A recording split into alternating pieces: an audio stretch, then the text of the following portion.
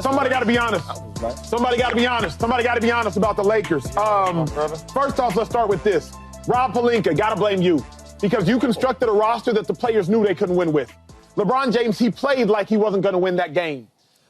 Rui Hachimura, he said at the podium after the game, what you want me to do? Rudy Gobert has a 7'5" wingspan. He's 7'2". I'm 6'8", with about a 6'10" wingspan. What you want me to do? So first off, I got to start with Rob Pelinka. You constructed a roster that wasn't going to win. Basketball, I love it. It's my second favorite sport to watch. But I suggested 2 months ago the Lakers had no bench presence. They had 4 points off the bench. The Lakers had no big. Jackson Hayes did not even play in the game, and the Lakers were old. And you looked at them, and they were acting like a 55-year-and-up YMCA team, the way LeBron James took a hit, and he struggled to get off the ground, the way Luka was clutching at his back before halftime and had to go back into the locker room. I suggested this. So if I could see it, Rob Pelinka, I know you could see it. Beyond that, Austin Reaves, where were you when all my dogs needed help? Austin Reaves. What? 12 points? That was it? 12, 16, 16, 18, 16. Like, that's what you had in that series? That was it? Starting with Pelinka. The roster construction, it was abysmal. Austin Reaves, I'm looking at you because you were the one who descended the most from what you were during the course of the regular season. And then J.J. Redick. You let your pride, you let your hubris, you let your ego get into the way of decision-making. Game 4, you decide to not play your bench for the entirety of the second half. You could suggest it's brilliant. I would suggest it's idiotic because nobody else has done it in the history of basketball. But maybe you, J.J. Redick, are just smarter than everybody else. And then this game, you decide to not start Jackson Hayes. That's fine. That's a fine decision. Until Rudy Gobert has 17 gosh darn rebounds in the third quarter, then maybe, just maybe, you would think I should play the one player on my team who I actually play that's over 7 feet in Jackson Hayes. But because of your pride, you refuse to acknowledge that you made a mistake from the outset, and you decide to play a player in Max Kleber who hasn't played since January and hasn't even practiced because he has a broken foot. J.J. Redick, you let your ego get into the way. Rob Pelinka, the roster was constructed in a way that even the players knew they could not win that game. And Austin Reaves, what in the world do you want to call that performance? 6 turnovers. You had more turnovers than you had field goals. 2 for 10 from 3 in a must-win game. And you were doing nothing defensively. LeBron James and Luka we'll talk about a lot. I will talk about them later.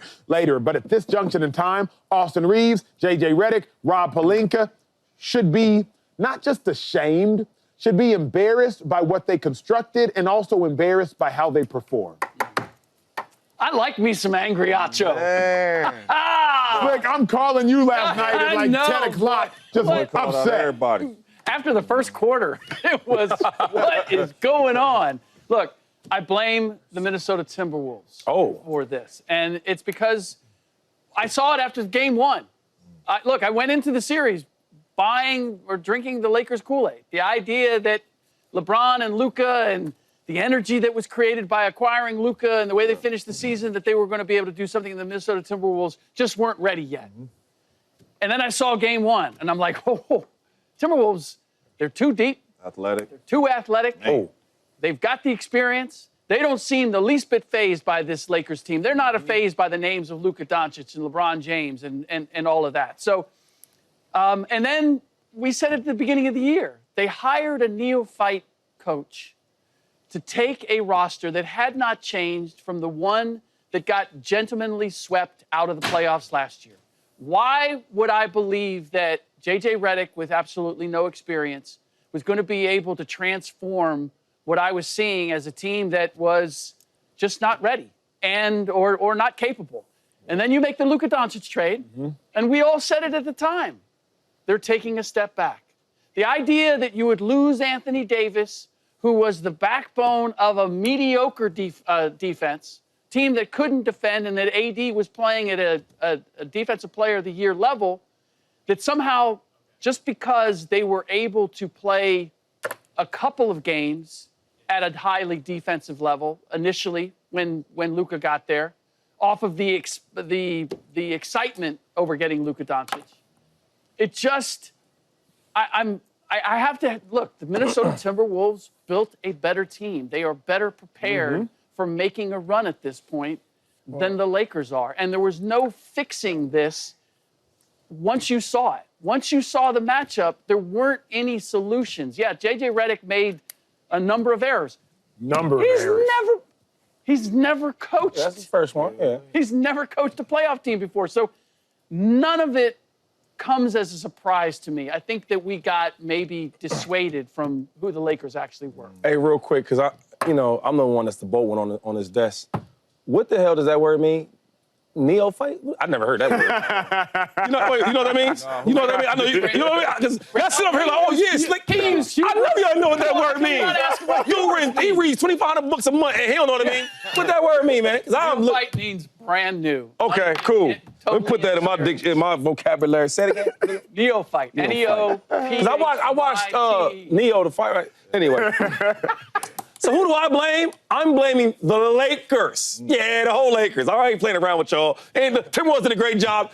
It's more than the Timberwolves. It's the whole Lakers. First of all, was this an elimination game? I'm at home, right? Yes, it was. You couldn't tell. Did you watch the Rockets and Warriors game before that? Yep. Did you see how the Rockets came out? Yep. Like desperate. We got to win. We got to get every steal, every loose ball, every rebound. We boxing up. We do all the fundamental things to win this game. I seen it from that game. The Lakers game, I did not see that. I seen a cool, collected, we up 3-1. No, you down 1-3. Yeah. And it didn't play like that. That's one thing. The second thing is I'm going to go to the captain and the king, LeBron James. Yeah. Now, he's 40, though, so I'm going to be more respectful for him than everybody else. But the elimination games I've seen for LeBron James, you've seen the difference. Yeah. Not even back in the day with Miami. No. We can go to just the last previous game. When they were in Minnesota, did you see the way he came out? How much he dropped? 30-something like that? Yeah. You seen it. And I was trying to figure out, man, is his age finally showing? Is the juice and the energy, is it still in Minnesota? You gave all you had there, and now he came home, he didn't have it. He was playing like a role player, passing, pick and roll, cutting it. I wasn't used to seeing that with LeBron James. I see when you need something and you need it now, LeBron gives it to you. That's one. Austin Reaves. Now, I told y'all boys. My brother Chase was, oh, man, Austin Reaves might be this, might be that. Everybody on TV talking about how good he is. Whoa. Let's slow down for a second, because in the playoffs, that's when you really see the real players. One of my great friends right now, in this sports world, is Paul Pierce. And when I have my basketball questions, if I'm not talking to Slick, I'm asking Paul. And he said the reason why players can just get off in the regular season is because there's no real game plan, right? You're here for this day, you might have a back-to-back, so you can't really game plan and coach.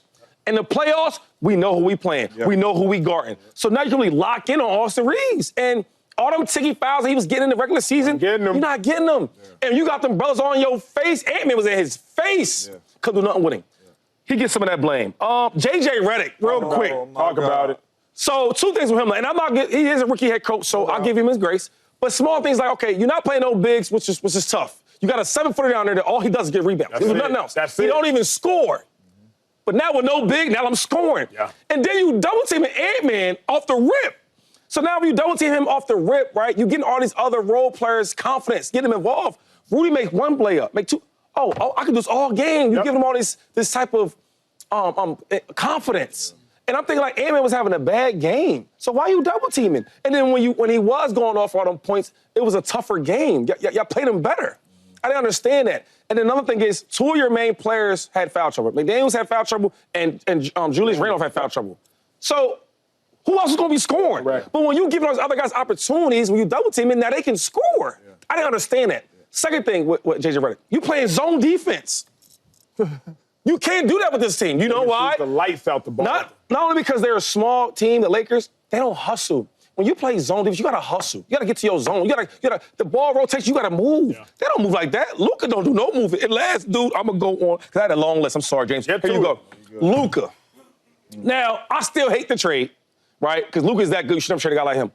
But the thing about Luka, I do not like. Yo, you don't do no hustling. You are out of shape, and it shows. When we talk about basketball with Luka, you guys only talk about playmaking and scoring. Basketball's bigger than that, guys. Mm-hmm. No hustling. You can't play zone with a guy that don't hustle. And I want you to do some homework. Everybody here on TV or at home, the viewers, do some homework. Because I know when you hear Luka talk about Luka, you get upset. And I understand that. Go to his first and second year in basketball when he got to the league. Way smaller, way more in shape. Dunking, high-rising. He can't even jump now. Yeah. So I challenge y'all to really watch that for Luka. The Lakers are in trouble, though, man. If they don't fix this thing, they can't. For real, I'm saying going forward, though. Yeah. I mean, y'all brought the heat, man. Y'all brought the heat. But it's the whole. I wouldn't say Rob because Yeah, I ain't like that, Rob. because He got Luka, dog. Come we were on, all man. juice when he got Luka. They didn't deliver on the court. I'm going to start with the head coach. Okay. Because everybody up here, when we talk about our head coaches a lot. Andy Reid did this. Andy Reid, Coach Mike did. JJ Redick, you got up to these podiums. You were very, very sensitive. Yes, he was. People coming at you, asking you real basketball questions. Bro, why you leave them dudes in the whole second half? You act like they threaten you. You were real sensitive. He did not have his team ready to play their series. He did it. The Lakers were the 3 seed, y'all. Are we forgetting? The Lakers were the 3 seed, not the 6 seed. They were the 3 seed. We were sitting up here talking about this is the easiest path for the Lakers to get to the championship. They were the 3 seed. So, number one, the coach, J.J. Redick, did not have them ready to play. J.J. Redick did not have a plan, even as the series went on with the rotation, anything like that. I don't know if J.J. Redick leaned on his assistant coaches because it didn't show in none of the games in the series. And then you get to the players. And I'm going to start with LeBron. Usually the team takes on the star player's mindset. That's just the name of the game. If Bron is out there smiling and don't look like he tripping, the team is going to be looking like they ain't tripping. If you watch LeBron, because that's their superstar, and you watch Ant, it was totally, totally different. Ant is pushing LeBron around. Ant is getting his team motivated. He's making all the right plays. He's hustling. He's playing defense. He's playing extremely hard. And you know what? That fed through his team. LeBron, it did not. And then Luka.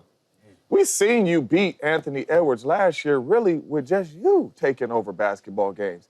Then we pair you with Bron, and we can say whatever we want about Austin Reaves, but you do have some help with Austin Reaves, and you come out here and you play the way that you played, and especially on the defensive side of the ball. At one point, it's about some heart and pride. It ain't got nothing to do with no talent. At one point, it's like, bruh, I can't keep having my dudes help me. I can't, because when they keep helping me, it's a lob dunk for Rudy Gobert.